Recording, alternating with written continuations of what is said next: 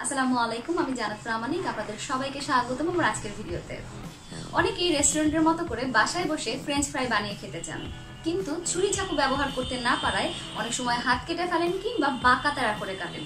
তাই আজকে একটি চমৎকার প্রোডাক্ট দেখাবো, যেটা দিয়ে আপনি খুব অনায়াসেই ফ্রেঞ্চ ফ্রাই কাটতে পারবেন এবং ঘরে বসে রেস্টুরেন্টের মতো ফ্রেঞ্চ ফ্রাই বানিয়ে খেতে পারবেন।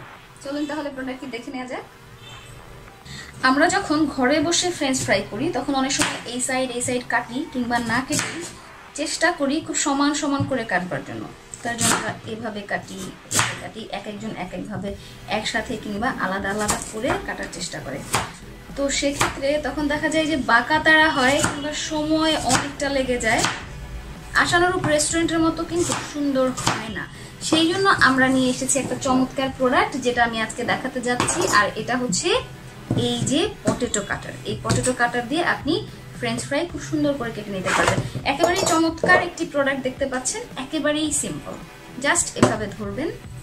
তার জন্য যেটা করতে হবে, আলুকে শুধুই মাত্র প্রথমে কেটে নিতে হবে, তারপরে এই সাইডটা কেটে নিতে হবে। আপনি চাইলে এই সাইডটা কেটে নিতে পারেন কিংবা নাও কাটতে পারেন। যদি আপনি গেস্টকে দেন তাহলে আপনি কেটে নেবেন চারপাশে। অনেকে ভাবছেন নষ্ট হচ্ছে, মূলত ফ্রেঞ্চ ফ্রাই করতে গেলে এভাবে করেই করতে হয়।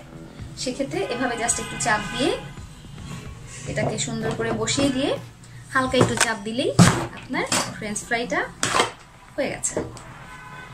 দেখতে পাচ্ছেন খুবই চমৎকার, ওয়াও, খুবই চমৎকার। মানে আপনি যতগুলো কেটেছেন আমি দেখাই, ছুরি চাকু দিয়ে আমি যেটা করলাম সেগুলো হচ্ছে এই যে, আর যেটা আমি মেশিনে করলাম দেখতে পাচ্ছেন সবগুলো একেবারে খুব সুন্দরভাবে হয়েছে, সমান সমান এবং খুবই চমৎকার। আপনি যদি গেস্টকে দিতে যান তাহলে আপনি সুন্দরভাবে এভাবে দিতে পারবেন।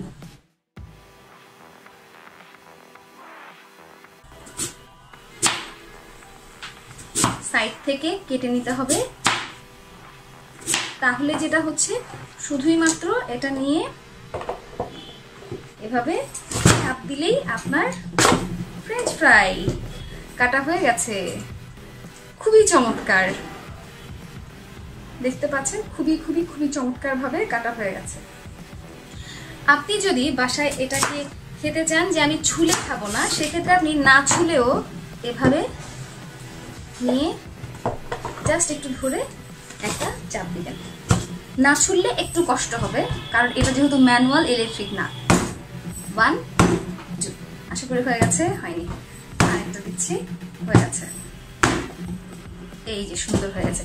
যেহেতু এটা একটা ম্যানুয়াল প্রোডাক্ট, এই জন্য অনেকে মনে করে যে ভালো না। আসলে হচ্ছে একটু হার্ড হবে, যদি আপনি না ছুলেন সেক্ষেত্রে একটু হার্ড হবে। তবে আপনি যদি ছুলে নেন সেক্ষেত্রে কিন্তু দেখতে পাচ্ছেন একেবারেই রেস্টুরেন্টের মতো, আপনার সাইডের কোনো অংশই থাকছে না এবং চমৎকার ভাবে শুধুমাত্র চারপাশটা ফেলে দিলে আপনি একেবারে রেস্টুরেন্টের মতো সুন্দরভাবে কেটে নিতে পারবেন। জাস্ট এভাবে একটু রাখবেন। আপনি যদি এভাবে দিতে যান আপনাকে একটাও দিতে হবে না, হয়ে গেছে। এটাতে যে ব্যথা লাগে তা না, কাজ করতে গেলে একটু তো প্রেসার ক্রিয়েট করতে হবেই আপনাকে। জাস্ট এভাবে নেবেন, এভাবে নেবেন, একটুখানি হালকা করে অল্প করে কেটে নেবেন, ব্যাস হয়ে গেছে। এটাকে এভাবে নিয়ে হালকা একটু চাপ দিলেই দেখতে পাচ্ছেন খুব চমৎকার ভাবে হয়ে গেছে আবারও অনেকগুলো ফ্রেঞ্চ ফ্রাই। সো খুবই চমৎকার একটি প্রোডাক্ট, আপনারা খুব অনায়াসে এটাকে কালেক্ট করতে পারেন। আশা করি এই চমৎকার প্রোডাক্টটি আপনাদের ভালো লেগেছে। যদি ভালো লেগে থাকে তাহলে আপনারা স্ক্রিনে দেওয়া নাম্বারে ফোন করে অর্ডার করতে পারেন।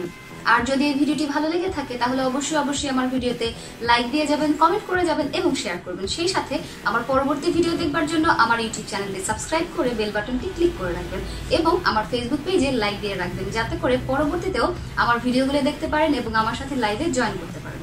সবাই খুব খুব ভালো থাকবেন। হাজির হব পরবর্তীতে অন্য কোনো সুন্দর একটি ভিডিও নিয়ে। ততক্ষণ পর্যন্ত আল্লাহ হাফেজ, আসসালামু আলাইকুম।